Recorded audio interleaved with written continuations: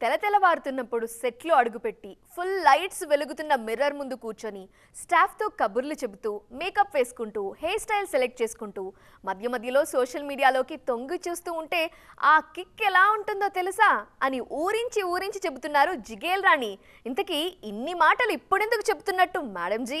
జిల్ జిల్ జిగేల్ రాణి అని నార్త్ ఆడియన్స్ త్వరలోనే నాన్ స్టాప్గా పాడుకుంటారేమో.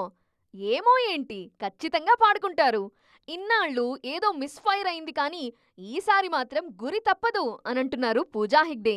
ఈసారి ఐ మూలగా చూశానంటే కుర్రకారంతా నా వైపు చూడాల్సిందే అన్న ధీమా కనిపిస్తోంది ఈ భామలో. చాన్నాళ్ల తరువాత షూటింగ్ సెట్కి హాజరయ్యారు పూజా హెగ్డే. షాహిద్ కపూర్ హీరోగా నటిస్తున్న దేవా సినిమాలో నాయికగా నటిస్తున్నారు పూజ. ఈ సెట్లో జాయిన్ అయిన విషయాన్ని షేర్ చేసుకున్నారు సిల్వర్ స్క్రీన్ పాలపిట్ట. నార్త్లో దేవాతో పాటు మరో సినిమాకు కూడా సంతకం చేశారు పూజా హెగ్డే.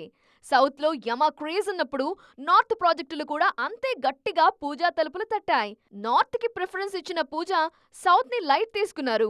దానికి తోడు సౌత్లో చేసిన కొన్ని సినిమాలు ఆడకపోవటంతో కెరీర్ కాస్త డైలమాలో పడింది. గతంలో జరిగిన మిస్టేక్ని రెక్టిఫై చేసుకునే పనుల్లో ఉన్నారట ఈ బ్యూటీ.